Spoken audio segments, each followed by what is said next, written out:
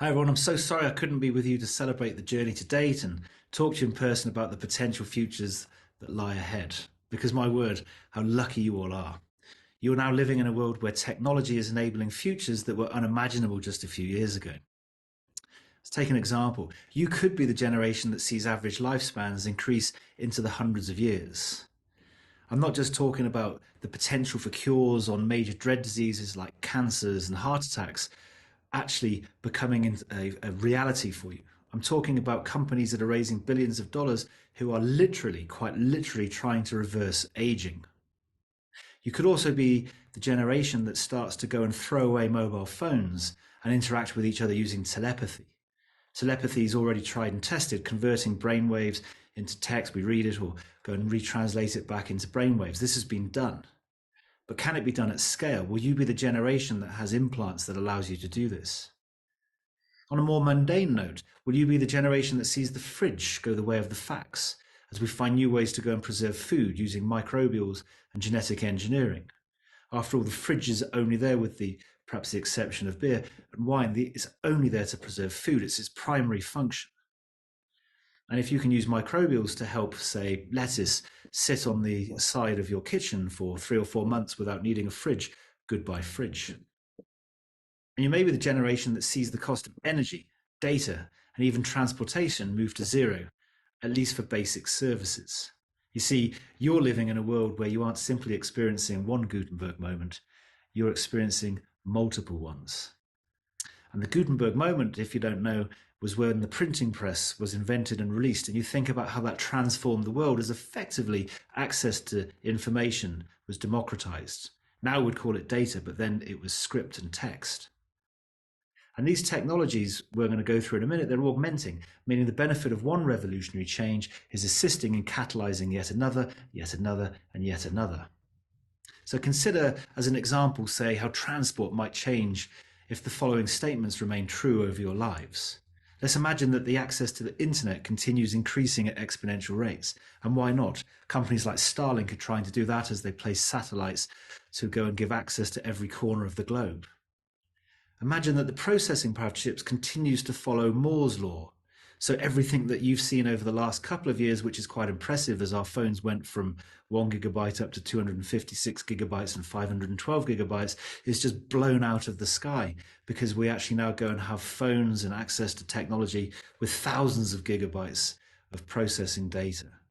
What happens if the size of sensors continues to fall so that they're smaller and cheaper and they give better quality, just like the cameras on your phones are improving in terms of pixels? Imagine that across every sensory data set that you need to drive a car. What about the the battery storage, energy storage? We've seen batteries reducing in price, improving in capacity every single year for the last sets of decades. In 2018, we saw an improvement of 60% as China basically came on stream. What if that continues? They get smaller, more powerful, last longer. What happens if our algorithms continue to improve and by using the data sets that are available to them, they're actually able to self-learn to a scale we can't even imagine today? Maybe in the next couple of years, they'll even pass the Turing test where outputs from computers become indistinguishable from what we as humans would have produced. And does this mean in turn that we can move to not just a low-code environment, a no-code environment, where just by asking for things to be written in code and machine language, it gets written for us? Of course, one last thing to put into the puzzle, which could change everything, is that original energy source. And my word, are we getting good at translating the sun's energy into solar? Because again, that's been reducing in cost every single year, year in, year out for the last 30 or 40 years at a 10, 15, 20% rate. So my natural conclusion isn't simply that we're going to live in a world of self-driving vehicles. This is why I'm not highlighting these sets of potential conditions. The natural conclusion is we could live in a world where, in this case, transport becomes free. Or at least transport becomes incredibly cheap, because if you think about it, once we have an infrastructure in place to automate the conversion of solar energy into a product or a service, with using robotics to actually go and translate into the manufacture of the machines and the platforms that we need to go and operate and live our daily lives at a very individualistic level, this is a totally different paradigm. We're not having to pay individuals for their labor and productivity anymore. we're automating that process. So ultimately, whether or not it's impacting transport, I can imagine where certain industries, as we convert sunlight into automated productivity, we start to go and challenge the concept of money because it becomes outdated. Why do we need it if we've automated so much? This is something, of course, that if you look back into the 70s, Star Trek was able to go and predict. Anyway, how likely is all of this to happen? I've actually got no idea. I don't think anyone does, and I think perhaps some of you have got better ideas than anything I could come up with. Humans certainly have the possibility of making everything I've just suggested occur, and we equally have the possibility of destroying everything that's been created to date, including our own planet. So you see, where I've just described how we have the opportunity to do these amazing things by using our ever-expanding knowledge of the sciences, the reality is I think our lives are going to be more determined by our own philosophies. And to me, this should be an incredible positive, because sometimes I get incredibly depressed about the impact of technology. I feel it's going to impinge on my life in a way where I no longer know what role to play. It's moving so quickly, I lose my sense of relevance. I just feel old. I lose my sense of self. But I find remembering the following helps. Well, science might show us how things work. It's the humanities that show us how we work within that world. And this is critical because I can't imagine a world where we outsource decisions about how we should operate as a species to machines. So we're always going to still have lawyers to set rules as to who's at fault when an automated accident occurs. We might use machines to make the determination at a later point, but we will be the ones that design the rules. We'll also want historians to help us still interpret the past so we can better plan for the future. I dare say we're going to need politicians as well to continue providing us with the hope, or frustration at least, that they can actually do policies that improve the lives for everybody. So whilst the world will change in many ways, I don't think we will. Humans are going to remain as fallible as we've been for tens of thousands of years. So what does this mean for you? Or perhaps a better question of thinking forward, how can you improve the chances that you continue growing from the solid basis incredible school has given you and actually lead a fulfilling, happy, prosperous life? I've got one suggestion.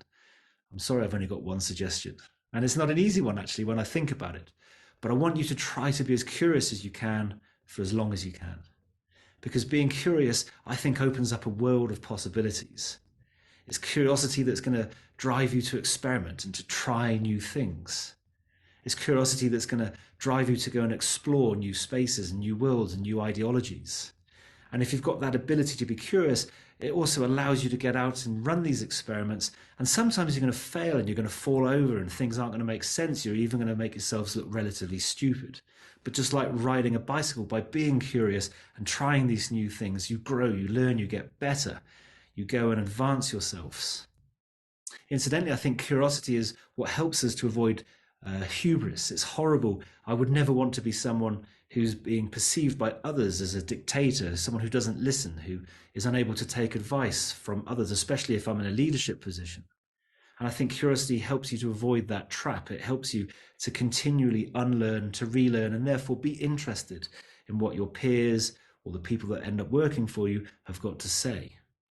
I think it's curiosity, therefore, that helps us to avoid becoming judgmental. And again, I don't want you to think of me as judging you or vice versa. It's much more interesting to ask questions like why and how and what could we and how could we? So it's my experience that curiosity also seems to have this impact where the people that are curious form deeper friendships, more meaningful friendships, and certainly larger friendship groups that they're able to go and associate with. And in this world where it is exponential, whether you're interested in science or social science, there can be no excuses for there being a limit to what you can be curious about, because there is still so much to discover.